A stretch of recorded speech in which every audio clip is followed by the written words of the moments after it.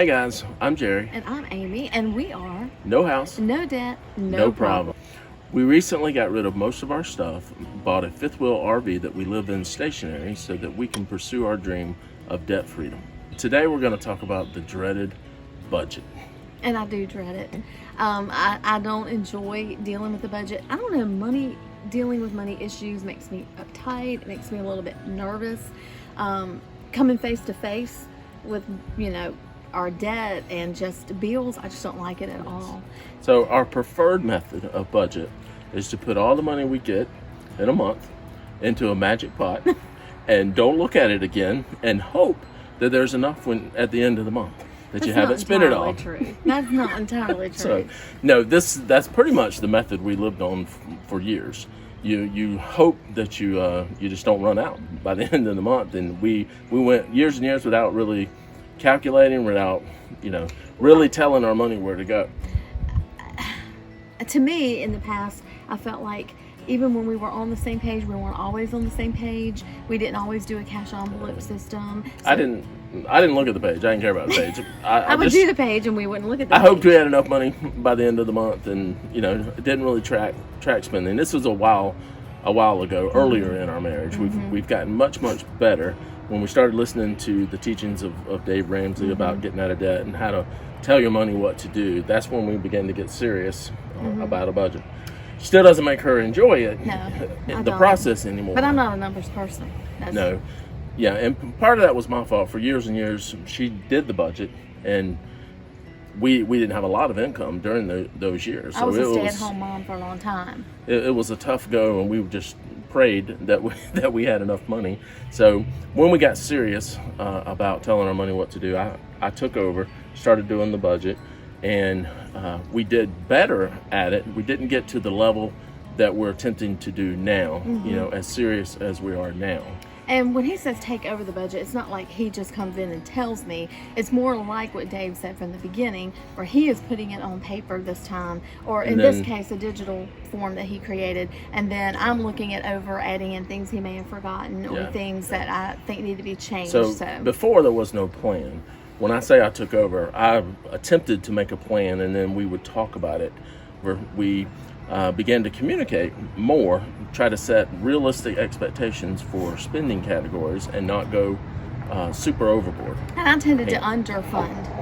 Yeah, hang on. And what I mean by that is I would tend to underfund categories. I would try to be overzealous and having money left over that I would underfund us on. Maybe it was a groceries, and I think, well, I can do a little bit less this month, and sometimes you can. And that's one of the things we had to talk about, is how we can reduce our monthly budget. And that's one of the things that we talked about. How do we, make our food budget last a little bit longer, that kind of thing.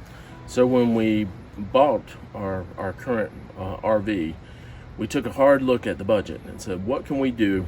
If you're familiar with the Dave Ramsey plan, he suggests that early on that you snowball your debt. So we didn't have much of a snowball to begin with. So we started dissecting that budget. What can we live without and still meet a certain quality of life?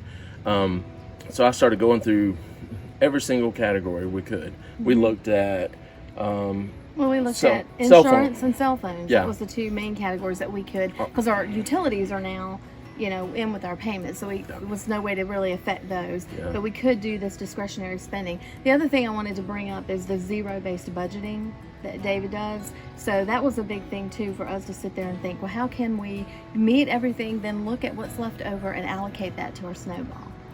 So that's when he looked at primarily our cell phone bill.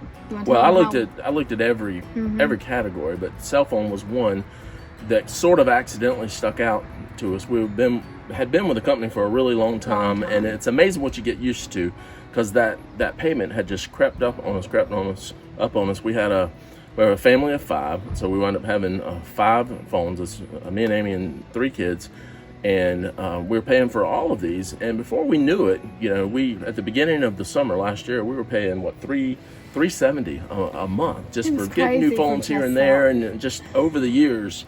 It's like this, I don't know, it's just this thing that just kept growing, and we didn't really mess with it a whole lot. We noticed it was growing, but, it was just something we had a really long time. So One of the side gigs that we do to make extra money is we mystery shop. So I happened to pick up a mystery shop for a wireless, cell phone wireless store. We went in there and started talking to them. So we're posing as potential customers, actually. Yeah. That's it. You just go in and you pretend to be customers. So we were pretending to be customers, and we happened to like what they were saying, and we're like, really? You can do that? For 5 people, 5 phones, all that. So we wound up going with them. They didn't know we were mystery shoppers or anything like that, but we wind up coming back to them after the shop, I don't know, a week or 2 later. As real customers. As real customers, signing up, wind up knocking about $100 off our bill. $100 a month. A month, so yeah. That's pretty good. It's $1,200 a year. Yeah. What else did we look at? Well, we really looked at our insurance. That was one thing that we looked at that we thought car. we You could. mean car insurance? Well, our car, the RV insurance. Yeah. We actually switched twice. So at the beginning of the summer, as we were taking a hard look, we found another company, switched, and then we held that maybe 2 months or so, and somebody came to my work and was doing exclusive offers for people in my industry. I'm in the educational industry. And so we wound up switching again. We looked at the numbers, and it knocked a considerable amount off the monthly bill again. So we wound up switching that. So another area we looked at was our storage building. When we first moved out of our house, we had a really large storage building. Through several months, it's been about 6 months now, we have sold a lot, given stuff away. Anyway, we've slowly reduced the amount down that we had, and we've actually gone through at the same storage site 2 additional spots.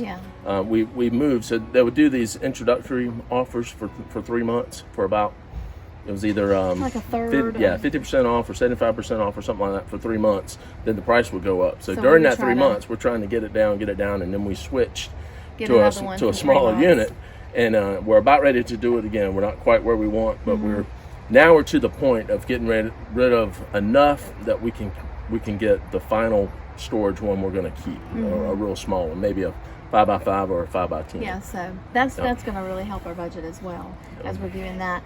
So I would say for us, as far as thinking about debt freedom, it was more of, okay, where are we right now?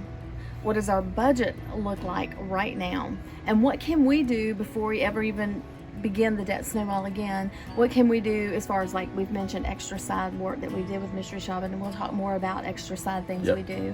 And analyzing everything, we looked at all the categories, and one of those was groceries. So I had, through this process, I've spent a lot of time on YouTube doing research, people living in RVs full time, stationary, debt freedom, just everything I could think of that related to it. So one tip that I picked up was one person that said during their debt free journey, they bought groceries by the month, except for little perishable stuff. They would do just a few things each week that you just wouldn't last that long.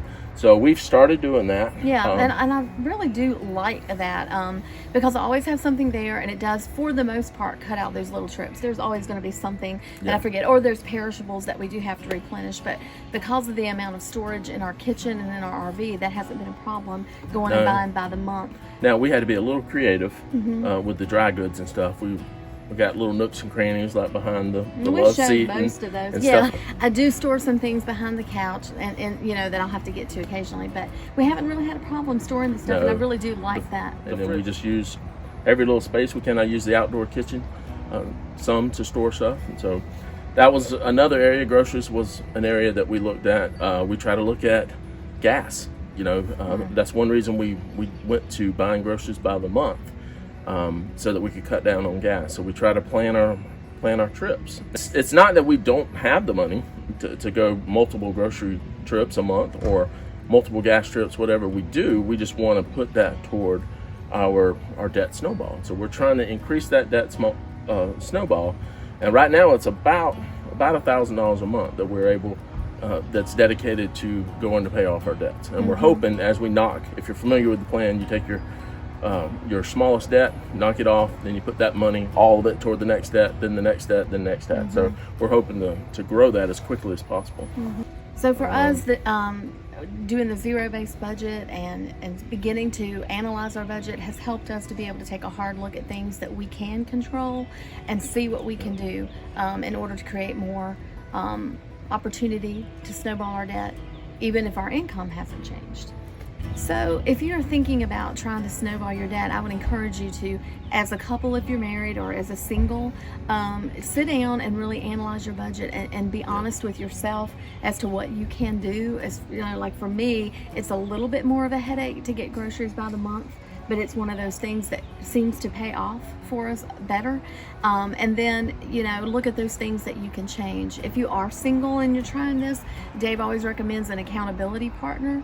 So that's good, someone that you can bounce ideas off of, because that's one thing that's good about a couple. You can bounce ideas off of each other. And I will say that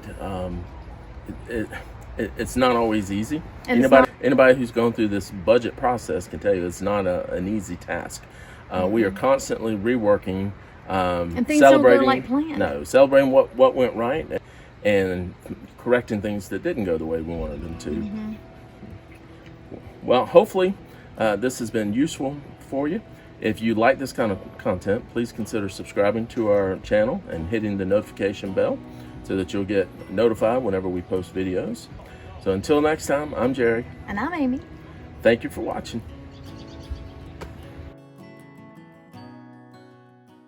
No problem. We recently sold most of our stuff. We recently got. In the recent past. Yeah. Go ahead. A lot. We focused more on the RV, but there's a little bit that we need. All right, ready? Come on. One of the things, budget, and that's what. I think you're low talk. I don't like to talk loud. Okay.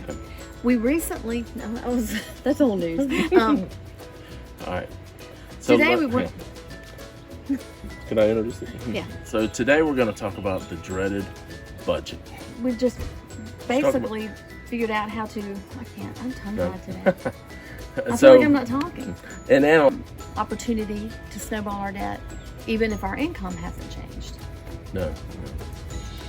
Well, I said no, but I don't know. This has been a struggle to me. Really? Do you not like it? I think I do. I don't know. And things don't go like planned. No, celebrating what went right, and you know, correcting celebrating what went right, and correcting things that didn't go the way we wanted them to. It's a little bit of trial and error. Sorry, anybody who's gone through this budget process, they'll do it.